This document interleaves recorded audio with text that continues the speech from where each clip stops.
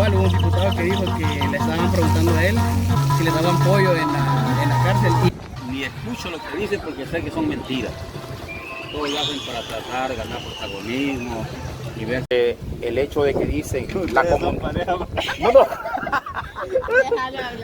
Soy apolítico. Yo trabajo con el gobierno, pero yo mi voto no se lo di a él. Ok.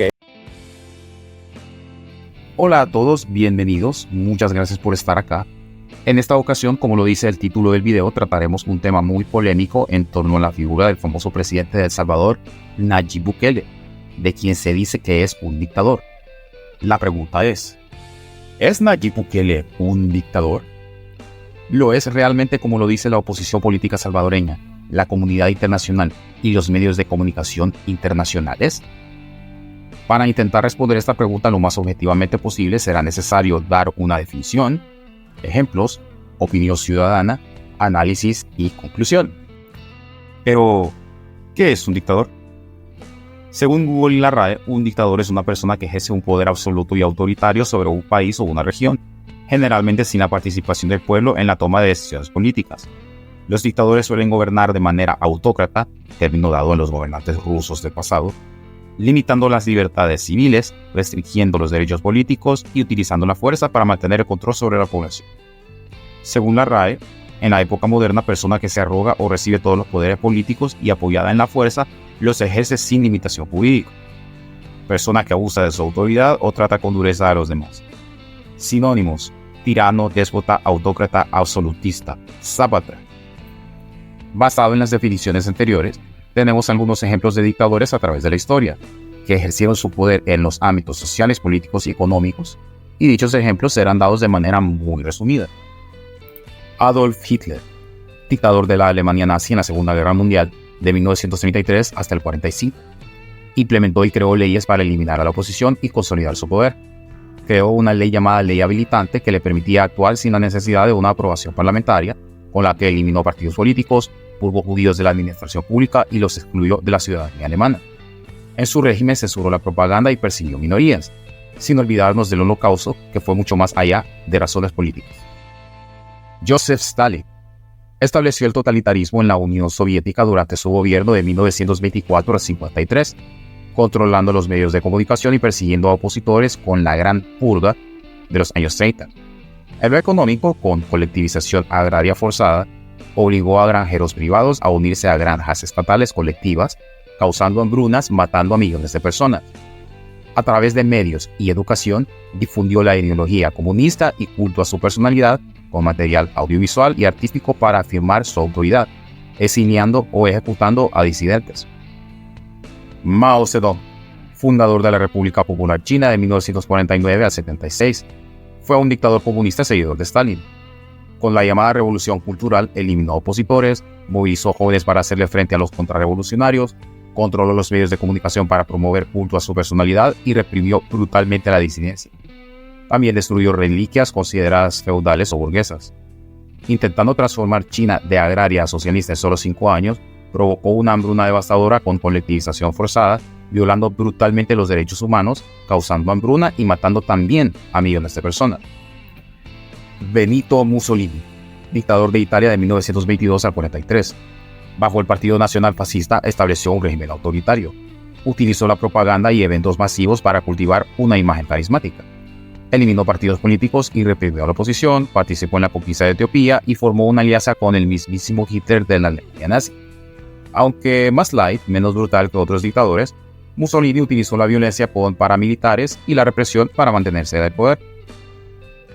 Kim Jong-un, líder del actual régimen totalitario en Corea del Norte, heredado de la dinastía Kim, creada por su abuelo Kim Il-sung, y basado en la ideología del Juche, filosofía que promueve la independencia y la autodeterminación del país. El Partido del Trabajo de Corea es el único partido político con solo el de candidato, volviendo las elecciones meramente simbólicas.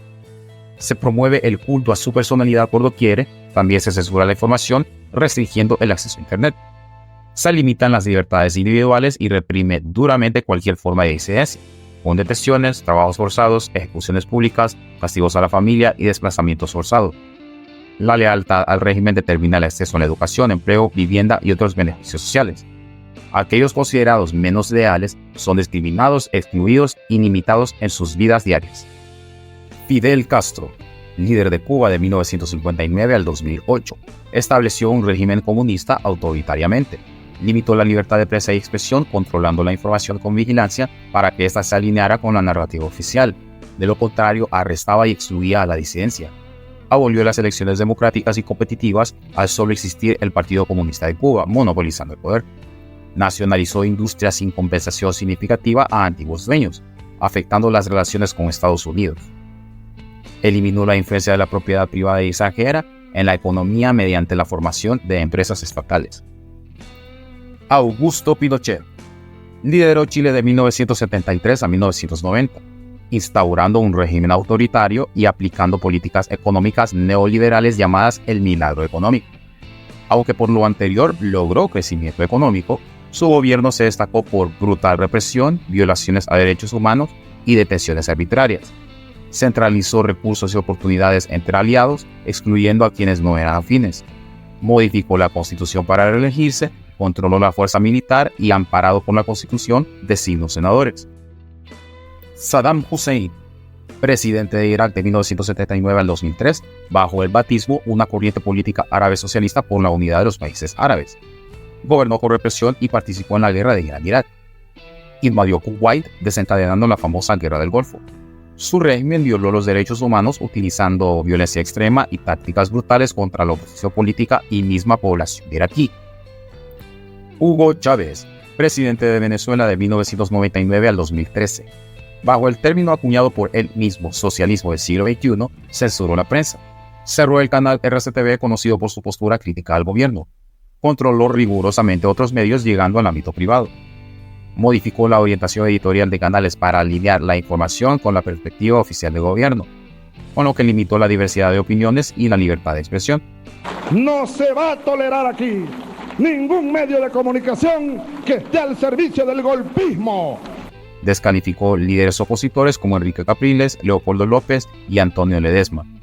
Estos dos últimos arrestados acusados de provocar violencia e ir en contra de la, entre comillas, revolución bolivariana.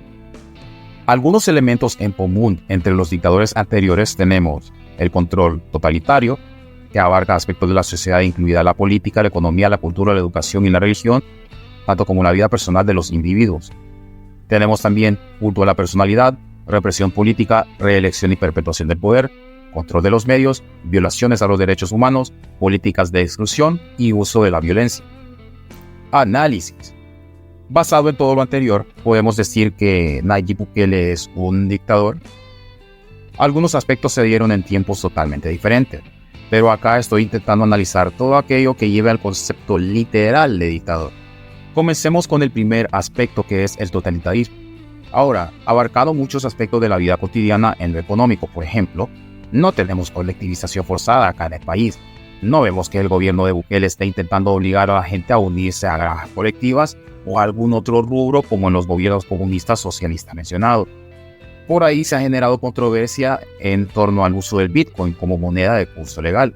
Hasta lo llegaron a comparar diciendo que nos obligan a usarlos como cuando nos dolarizaron en 2001. Su adopción no debería afectar el valor del dólar estadounidense, ya que los negocios, según la ley, deben aceptarlos. Y también pueden convertir los pagos en Bitcoin inmediatamente a dólares de forma automática. Esto sin afectar el valor original recibido en dólares independientemente de la fluctuación del Bitcoin. Es decir, por ejemplo, si alguien me transfiere $100 suponiendo que equivalen aproximadamente a 141,000 satoshis, los cuales son una unidad de medida del Bitcoin, y durante unos minutos después el Bitcoin fluctúa negativamente bajando a 133,800 satoshis, o sea, $95, aunque haya bajado, yo siempre recibiré los $100, porque con el sistema se puede hacer una conversión automática bloqueando la de sube y baja del precio del mercado. Por lo tanto, no nos están obligando a comprometer el valor original en dólares de ninguna transferencia. Aunque el Bitcoin se implementó con el objetivo de innovar, dinamizar la economía, eliminar tarifas, entre otros, hay que aceptar que su uso sigue siendo limitado entre la población salvadoreña. Con sus altibajos desde que el Bitcoin se creó en 2009, todo lo que hace es subir a largo plazo. Argumento apoyado por magnates incluso que predicen que seguirá subiendo, pero a muy largo plazo. De ahí que el gobierno compró 200 bitcoins en 2021, cuando este valía alrededor de $50,000. Es ahí donde tiene sentido que en marzo de 2024 un bitcoin ya valga más de $70,000. Entonces, ¿es correcto que la oposición siempre critique aunque hayan ganancias importantes? En el ámbito cultural, se está reconstruyendo el tejido social, fomentando la lectura y espacios sanos por medio de los llamados famosos cubos, centros urbanos de bienestar y oportunidades. Cada uno de ellos cuenta con bibliotecas, zona lúdica, gimnasio, salón de usos múltiples, áreas de lectura, videojuegos, sala de cómputo, entre otros espacios, donde hay capacitaciones en cursos de diseño gráfico, inglés, italiano, voleibol, lectoescritura, computación, ajedrez básico, lenguaje de señas salvadoreñas, básico 1 y 2, e introducción al náhuatl. Eso para promover una cultura de paz y borrar todo concepto de las malas en la sociedad. En el ámbito educativo, Nayib Bukele entregó computadoras en plena pandemia a 100% de estudiantes del sistema educativo. También ha prometido la remodelación de 5.150 centros escolares, donde añadió que el presupuesto en educación es mayor que en los gobiernos anteriores. Esta es una inversión de aproximadamente $450 millones. Y hablábamos ayer con nuestro equipo del tamaño de este proyecto. Es el proyecto más grande que se ha hecho en educación en la historia de El Salvador. Claro, entendemos que el juego haya cambiado por lo de la pandemia, esto y lo otro, pero hay promesas de campaña que no se han cumplido, como por ejemplo la ampliación de las nuevas sedes de la Universidad Nacional de El Salvador y que le falta presupuesto, pero las cosas como son. Lo que sí está claro es que no se ven intenciones de adoctrinar a la sociedad por medio de la educación en base a ideologías como en la dictadura comunista. Es más, hay programas para la educación desde prenatal y toda la niñez para un futuro próspero a largo plazo para la nación. Culto a la personalidad. Pues, ¿qué decir? Nayib Bukele es denominado como el presidente más cool del mundo mundial, todo un rockstar de la política, pero esta imagen ha sido forjada no por cerrar canales de televisión y o monopolizar los medios de comunicación, sino que sus acciones han llamado tanto la atención que es la misma gente por todos lados que habla de él sin necesidad de estar invirtiendo tanto en publicidad e imponerlo. Está por todo internet y, por ejemplo, localmente durante las elecciones del presidente de este año 2024, solo televisaron un par de spots con información recapitulada para la campaña política con un estilo básico, y eso bastó para aplastar a la oposición. Represión política. En sus discursos, Bukele se enfoca en resaltar las deficiencias de administraciones anteriores y culpabilizarlas por el estado actual del país, lo que genera empatía en la población que comparte este sentimiento. Pero más allá de eso, no ha habido violencia contra opositores políticos. Solo un par de altercados menores y cruces de palabras. Miren, hay un presidente en México que se llama Peña Nieto, que básicamente es un imbécil y los medios de comunicación lo crearon. Es decir, le dieron, ponen la foto y ponen lo que dijo. Claro, lo que dijo no lo dijo él, sino que se lo escribieron. Cuando yo escucho, por ejemplo, al diputado decir, yo tengo muchos amigos empresarios y ellos me han dicho que cuando yo gane la alcaldía ellos van a venir a invertir a San Salvador. Si queremos que la gente invierta en San Salvador, no necesitamos amigos empresarios. Eso sería corrupción para que inviertan porque son amigos del alcalde. A ver qué favor les hace. Lo que necesitamos es una ciudad rentable. De esa manera los empresarios van a querer invertir en una ciudad rentable, no en una ciudad donde su chero es el alcalde. Mire, candidato, la próxima vez que usted haga una insinuación de corrupción hacia mi persona, más vale que tenga pruebas. Porque yo sí puedo tener pruebas de usted. Y en su momento podrán salir. Así que le pido que se abstenga de hacer eso. El alcalde Bukele tiene una demanda por maltrato laboral. Sale su alcaldía con ese caso por maltrato laboral. Entonces dígame, ¿quién conoce las necesidades de los trabajadores? ¿Alguien a quien demandan? Yo no tengo ninguna demanda por maltrato laboral. Diputado, le pido que se retracte. Una cosa es que haya habido alguna demanda dentro de una organización como una alcaldía, que estoy seguro que habrán cientos de esas en San Salvador, y otra cosa es que me hayan demandado a mí por acoso, por abuso laboral. Eso no existe. Separación de poderes. Tema que le encanta a la oposición para acusar a Bukele de dictador. Durante el periodo 2018 a 2021, la mayoría de los diputados en el Parlamento salvadoreño aún eran de partidos políticos tradicionales, es decir, la vieja derecha y la vieja izquierda, ya que aún faltaban las elecciones para diputados para Bukele tener apoyo legislativo, quien asumió la presidencia en 2019 sin dicho apoyo. Esta falta de respaldo obstaculizó su capacidad para gobernar, ya que sus propuestas eran sistemáticamente rechazadas. En febrero de 2020, Bukele ingresó a la Asamblea con fuerza militar para presionar a los diputados a aprobar el presupuesto para el Plan Control Territorial. En una semana nos convocamos acá, lo vamos a volver a citar como Consejo de Ministros si no aprueban el Plan Control Territorial. Y si no,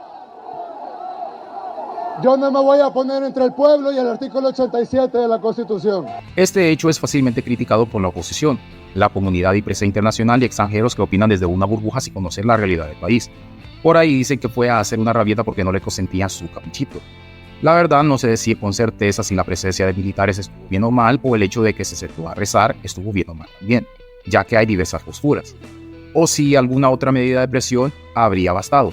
Lo que sí sé es que en realidad todos queríamos que se hiciera algo real en contra de las pandillas. Ahora, cuando finalmente consiguió más de un 70% de diputados en las elecciones de 2021, desde entonces sí que ha tenido el camino libre para que se le apruebe sus proyectos, incluyendo el Plan Control Territorial, que ha sido todo un éxito y que está en el ojo de todo el mundo. Si lo analizamos detenidamente, todos los diputados fueron electos democráticamente en respuesta a una gestión de mierda en nuestro país. No hubo ningún tipo de fraude en las elecciones. Entonces, es justo decir que no existe un balance de poder aun cuando todos los diputados hayan sido elegidos democráticamente. ¿Qué quiere decir la oposición?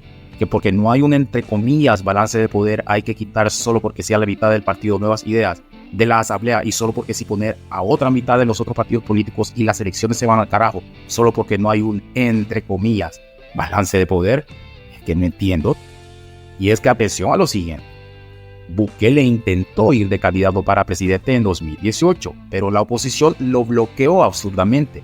Y es que la Sala de lo Constitucional con el Tribunal Supremo Electoral, quienes respondían a intereses, entre comillas, decidieron cancelar Cambio Democrático, partido que había existido desde hacía muchos años, por el cual Bukele correría como candidato. Casualmente, en la coyuntura de un partido, o más bien de un político emergente, y que todas las encuestas daban por ganador. En resumen, sos un político emergente y apoyado por todos en cuanto a candidatura. Intentás correr por la presidencia en tu partido recién formado, pero las instituciones serviles te retrasan los tiempos para que no te inscribas. Te inscribes en otro partido, lo cancelas casualmente, queriendo imponernos a otros candidatos que nadie quería, incluido uno que es gringo y que apenas habla español, etc. Todo esto fue un bloqueo institucionalizado. Independientemente que el tribunal no lo haya anunciado, ya por fuentes extraoficiales ya se conoce la decisión, y la decisión efectivamente fue de cancelar al Cambio Democrático, partido con el que habíamos hecho una alianza para correr para las elecciones presidenciales. Quiero decirle una cosa, esto es básicamente una burla tipo nivel Venezuela, nivel Nicaragua, esto nivel Honduras. Mi candidatura hoy por hoy no existe, porque mi candidatura era una inscripción en el Partido Cambio Democrático. Al final, debido a tanto obstáculo y sin mucha resonancia, se vio obligado a inscribirse en el partido Gana, que incluso tuvo que cambiar su color de naranja a cian. Esta decisión fue polémica, ya que Gana ha sido un partido corrupto, lo cual era contradictorio porque su lema era nuevas ideas, es decir, eliminar ideológicamente todo lo que representaba la corrupción de los partidos tradicionales que llevaron a El Salvador a la miseria. Sin embargo, debido al masivo apoyo popular que recibía, tuvo que dejar de lado su orgullo e inscribirse para finalmente postularse para la presidencia, aplicando la máxima de que el fin justifica los medios. Y es que era tanta la desesperación que ellos mismos decían que querían bloquearlo. La oposición ni siquiera intentaba disimular la aplastante aceptación que tenía. ¿Qué pasó? ¿No viste la mierda de la UTEC? ¿Cómo no? Ya, hagamos algo, ese hijo de puta de Nayib. Yo prefiero que gane el FMLN a que gane ese cerote Nayib. Había que ver cómo bloqueamos a Nayib, pues tal vez, o parece ser que... En la fiscalía. En la fiscalía, porque... Entonces, ¿esto no es una forma de dictadura? Reelección y perpetuación del poder. Nayib Bukele dijo en su primer periodo que nunca buscaría la reelección. Sin embargo, su punto de vista cambió al ver que la gran mayoría de votantes ha pedido un segundo periodo. Ha ganado la presidencia en su segundo mandato, y es que ocurre lo siguiente.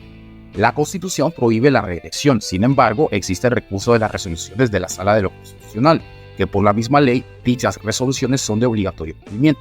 Anteriormente se había usado este mecanismo para otras cosas menos relevantes, como dejar que un candidato independiente corriera para elección como diputado o eliminar diputados suplentes. Cuando este tipo de cosas ocurren, como no tienen mayor relevancia, nadie dice nada. Pero en este caso, como se trata de Bukele como candidato a segundo periodo, se quedan el grito a cielo todos. Hay que mencionar que en países del primer mundo la reelección es totalmente legal. No tiene nada de malo si es el mismo pueblo que con una aceptación aplastante la pide. Y es que si en las democracias internacionales se permite, ¿por qué demonios tenemos que hacerle caso a una constitución retrógrada, escrita por revoltosos guerrilleros y escuadroneros alcohólicos que se querían matar entre sí? En verdad no lo entiendo. ¿Qué tanto tiene que trascender un documento germinado por este tipo de gente y que la reelección deba ser inamovible? Si es la misma constitución que te dice que es inamovible, que el mismo pueblo es el soberano. Y si el pueblo es el soberano, con una aplastante mayoría pidiendo la reelección, donde se puede hacer uso del recurso de la sala, solo porque estos escuadroneros y guerrilleros lo dicen, no puede haber reelección.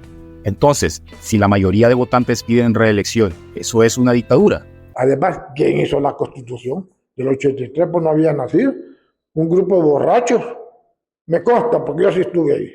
Llegaban a la asamblea, hablaban un poco babosadas ahí, y después a chupar. Ahí anduvo un diputado que agarró a balazos a una policía. Ay, lo que está escrito en la Constitución con piedra. ¿Cuál piedra? Con saliva y bolo fue escrito. Que tenemos que cambiar esa Constitución, que ya no, pues. Control de los medios. En El Salvador hay libertad de prensa total. Si bien hay canales de televisión afines al gobierno, como en todos los países, no hay tal cosa como cierres o censuras de canales como en las dictaduras comunistas. Contrariamente, hace años se intentó aprobar la ley Mordaza por los partidos Arena y FMLN, para censurar a todo aquel que se expresara mal de funcionarios públicos en las redes sociales. Por supuesto, esto fue de total rechazo por parte de la población, quien los criticó todavía más, ya que era la única alternativa que pudieron tener de callar a la misma. Tenemos diversidad de opiniones, tanto medios afines al gobierno como los oficiales. Y hay periódicos, entre comillas, independientes que pasan atacando a Bukele en absolutamente todo, y por lo que vemos, nunca ha habido ningún intento de callar ni censurar a nadie. Es decir, aún con reportajes tan amarillistas como las supuestas pruebas de negociaciones entre pandillas y el gobierno, que por supuesto la oposición lo toma por cierto, no deja de ser de dudosa procedencia, ya que quienes presentan las fuentes se han declarado voceros de las mismas pandillas. ¿No es eso complicidad? ¿Hay que creer? Si realmente hubo pacto, que se llegue a las últimas instancias, eso no hay que negarlo. Pero si fuentes que pretenden dar pruebas son anti-Bukele 24/7 y se declaran voceros de pandillas, ¿debemos creerles? Al final, en los medios de comunicación acá en El Salvador, cualquiera puede decir lo que quiera, puede expresar lo que quiera y no hay ningún tipo de censura. Violaciones a los derechos humanos. El tema por excelencia por el cual los opositores se agarran para decir que este gobierno viola los derechos humanos. Acá entra el régimen de excepción, con las polémicas imágenes donde los reos salen esposados y agrupados de maneras particulares, solo comen 2 veces al día, no les dan pollo, no tienen contacto con el exterior, etc. Son priorizadas para decir que se violan los derechos humanos. Y es que acá ocurren 2 cosas. 1, un pueblo que lo celebra después de décadas donde los mareros literalmente cogobernaban el país y que literalmente decidían quién vivía o moría, donde te asaltaban, secuestraban, violaban, renteaban, mataban si no pagabas la renta, controlaban territorios y muchas otras atrocidades. La población simplemente prioriza los derechos humanos de ella misma, y es que en los gobiernos anteriores les daban lujos a los mareros en las cárceles, tipo dejarles entrar prostitutas, tener PlayStations, tener teléfonos con internet y todo desde donde ordenaban crímenes. O sea, ¿de qué servía que estuvieran ahí si seguían delinquiendo? Es surreal incluso. Y número 2, la oposición que le da más importancia a cómo se tratan los mareros en la cárcel que al hecho de que El Salvador ahora tiene la mejor seguridad de la región. Un cambio brutal e innegable que la gran mayoría de la población celebra. Entonces, si es así, esto se trata de lo que el salvadoreño de a pie considera más importante versus lo que la oposición considera más importante, para querer desgastar al gobierno a toda costa. ¿Merece esta situación el decir que Bukele viola los derechos humanos y que es un monstruo? ¿A qué nos enfrentamos? Nos enfrentamos a un monstruo. Políticas de exclusión.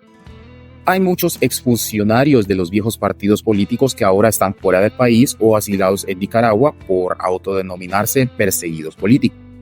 Y es que todo El Salvador conoce esa farsa. O sea, ¿qué decir de exfuncionarios de izquierda y derecha que entraron pobres y terminaron siendo ricos?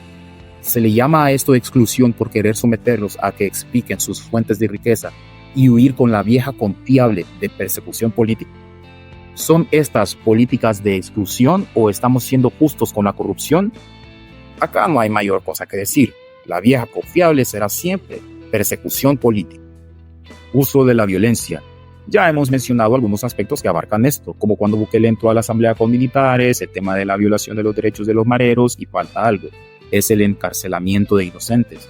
Este es un tema muy polémico porque hay una falla en el sistema. Podríamos nombrarlo como subordinación incompetente, es decir, que los policías y militares, al estar amparados por la ley, al considerar a alguien sospechoso de vínculos con mareros, andar haciendo desórdenes públicos o algún malentendido, proceden a capturar y encerrar. Ahora, la oposición toma esto precisamente como prueba de que este gobierno tiene a muchos inocentes encerrados. El gobierno no ha dicho encierran inocentes. La culpa es específicamente de todos esos elementos de la policía y militares que abusan de su poder y se creen que están en Free Fire, Call of Duty, Fortnite o qué sé yo, ejerciendo la fuerza a diestra y siniestra.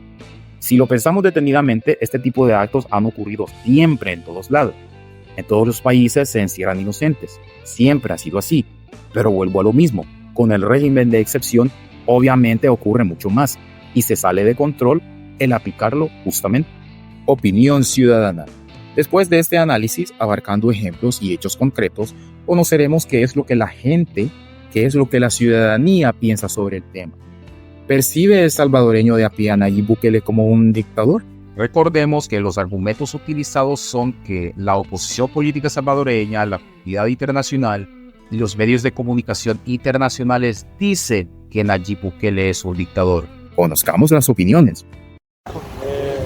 No, la verdad que no estoy de acuerdo con eso. O sea, veo que ha hecho una buena gestión durante estos años y pues no me quejo, personalmente no me quejo de nada de lo que ha hecho.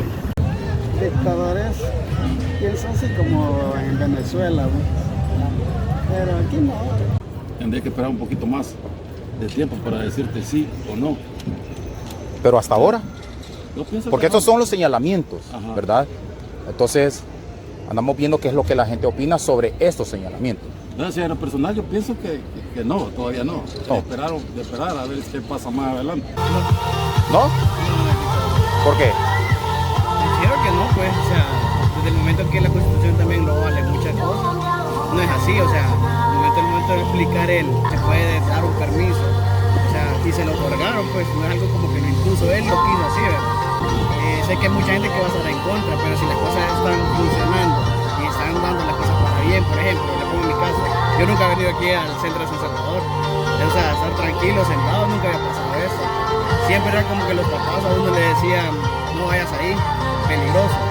Entonces, es cierto que hay muchas cosas que se pueden dar, que lo que dice usted, ¿verdad? Lo que mencionó de que se metió a la asamblea, o sea, no se metió así, pues, o sea, simplemente fue algo que lo necesitaba. O sea, no es algo que lo quiso imponer a la fuerza. O sea, llegó, pidió que llegaran los demás diputados, también les pidió, muchos diputados, yo vi el video que decían que no, que ellos iban a ir porque en realidad estaban siendo violentados.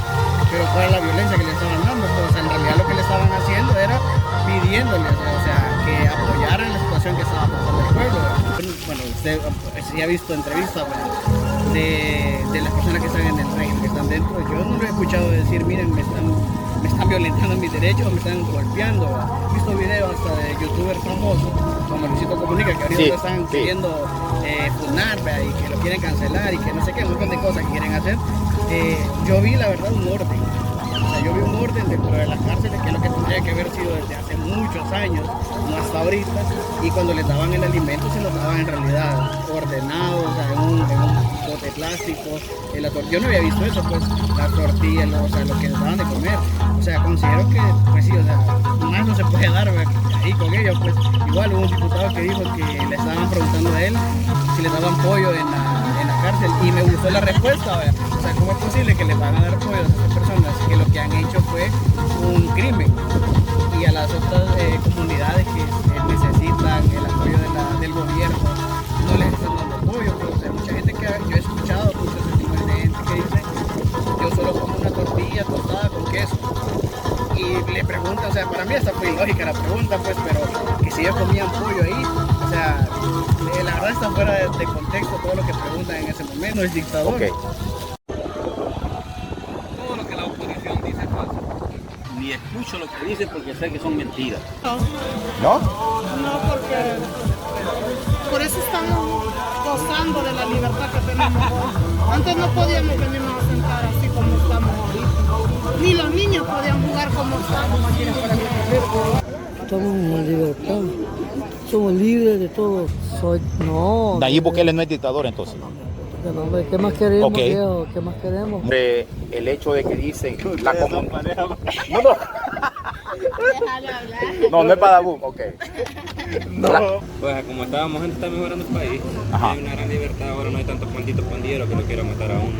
Yo de hecho estoy trabajando en lugares donde jamás había trabajado antes. Así que, bueno, al menos yo voté por él. Para mí está bien todo, lo único que sí, lo que dicho.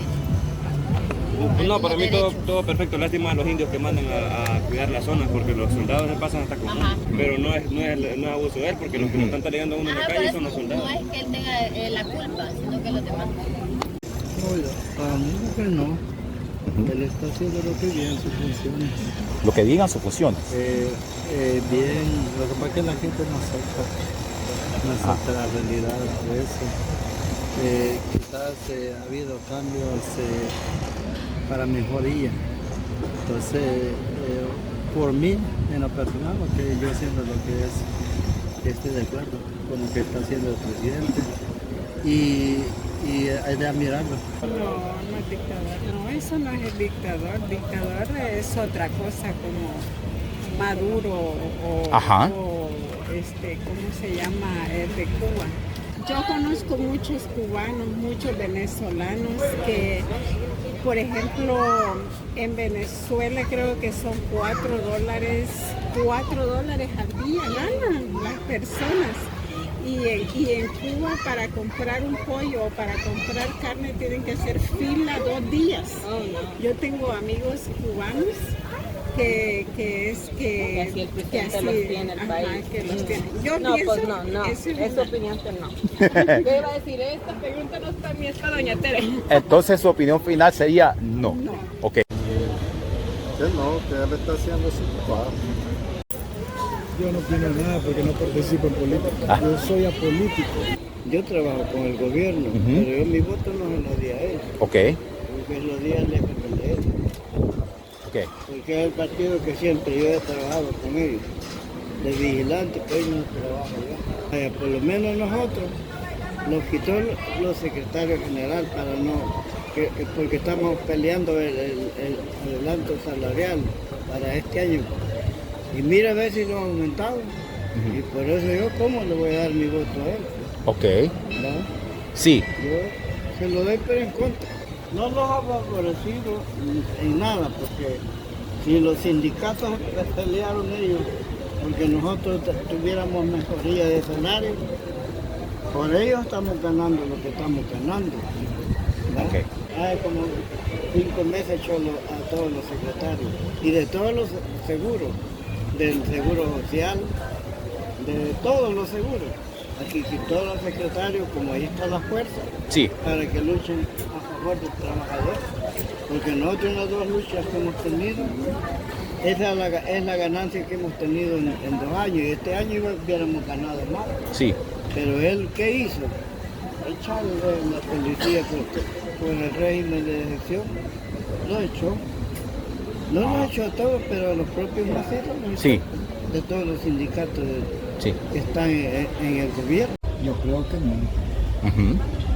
No, que se le está dando una oportunidad por aquellos que no hicieron nada por el pueblo.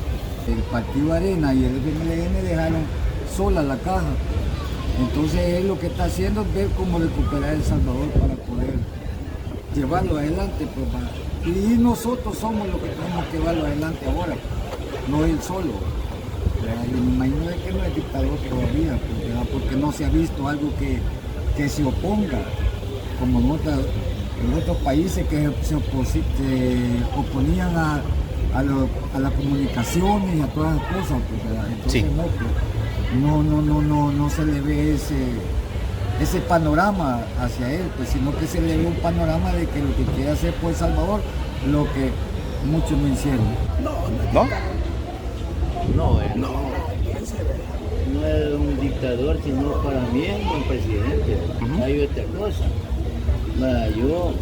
El deber de nosotros es orar por él, como dice en primera de Timoteo 2, dice, exhorto ante todo que se hagan rogativas oraciones y peticiones y acciones de gracias, dice, por los que están en eminencia. Y orar, ¿verdad?, por todos los reyes, dice la palabra del Señor. Ese es el deber de nosotros, orar por él, que el Señor pues le ilumine a él. Por eso estamos planteando con el amigo que cuando conoce la política uno entiende que todo político, incluso el finado Chavis Andal daba consejos, lo escuchaba uno, pero sí es una realidad cuando usted llega a los poderes, la gente cambia. Bukele pues es buena gente, pero los poderes económicos lo hacen actuar, porque mire, aquí a Gerardo Barrio la misma gente lo mató, los mismos ricos, pues, sí. Porque él era muy inteligente. Y así a Francisco Morazán, que era hondureño, también dicen que pasaron, y eso lo viene observando uno, no es fácil, porque mire, cuando estaban los pandilleros, viera cómo lo tenían a uno desesperado. Sí. Ahora usted ya se siente más tranquilo porque hoy no se miran pandillas y aquí, bueno, platicamos con más, entonces eso apoya quizás al gobierno, porque la gente dice que se siente bien por la seguridad. Ahora la economía, mire, eso está malo, pero no es fácil. Para mí no es dictador, para mí personalmente. Para mí pues, está haciendo bien las cosas,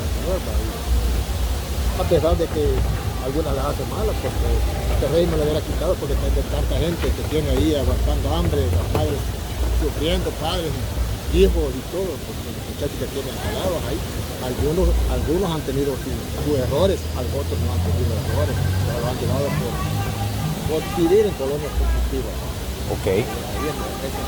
Pero es que le llaman también a él dictador porque ha agarrado por todo. Al final digo que no.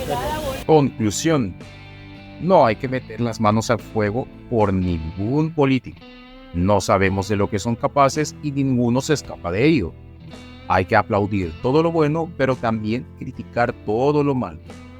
Ya sea que de todos los aspectos abordados, los más resonantes en alusión a que Nayib Bukele es dictador sean que no hay un, entre comillas, balance de poder, sea que haya sido reelegido, recordando que estos dos últimos aspectos los pide la mayoría de votantes, es decir, democráticamente, ya sea que terrible e indudablemente hayan inocentes en las cárceles, lo cual ya aclaramos que tiene que ver con el abuso de poder de los soldados y policías, o darles un trato duro a los mareros violando sus derechos humanos para que ellos no violen los de la mayoría de salvadoreños, me parece que tratar de darle más importancia a lo supuestamente malo que al hecho de que Nayib Bukele haya logrado lo impensable para la sociedad salvadoreña en materia de seguridad, cimentando una de las bases para que una sociedad se desarrolle, logrando por fin lo que ningún gobierno anterior en 30 años logró en solo un par de años, es tratar de opacar eso. Se trata de retóricas que provienen de personas que, uno, o jamás estarán conformes con ningún político, no es obligación por supuesto, pero si critican absolutamente todo no aportan nada, o dos, opositores que buscan algún beneficio. Esto tiene nombre y se llama la falacia de la insignificancia, es decir, darle más importancia a cosas menores por sobre todo lo importante para opacar lo bueno. Porque he visto cosas absurdas como cuando el gobierno anuncia por los medios alguna obra realizada y dicen que eso es propaganda política. ¿En serio? O sea, hasta ese nivel de crítica tóxica es que la oposición osa llegar. Si yo soy alcalde de mi ciudad, construyo un puente y lo anuncio por los medios, entonces significa que estoy haciendo propaganda política. ¿Qué debo hacer? ¿Solo construirlo y no comunicar a la población lo que se está haciendo con sus impuestos o qué? Ahora, para una población, que es lo más importante acá, que ha tenido un cambio de vida en materia de seguridad, cambio total de la imagen de un país que antes era conocido como uno de los más peligrosos del mundo, para esa población, al menos para la gran mayoría que dieron sus opiniones en este video y la tendencia general del país, entonces Bukele no es un dictador. Si usted lo quiere abordar más literalmente diciendo cosas como miren, entró a la asamblea con militares, la depresión, miren cómo tratan a los mareros en las cárceles, miren, se ha reelegido, aunque la mayoría de votantes lo pida, o ya sea por gana de solamente llevarle la contraria, entonces es un dictador, pero uno muy cool. Eso fue todo, gracias por ver, feliz día.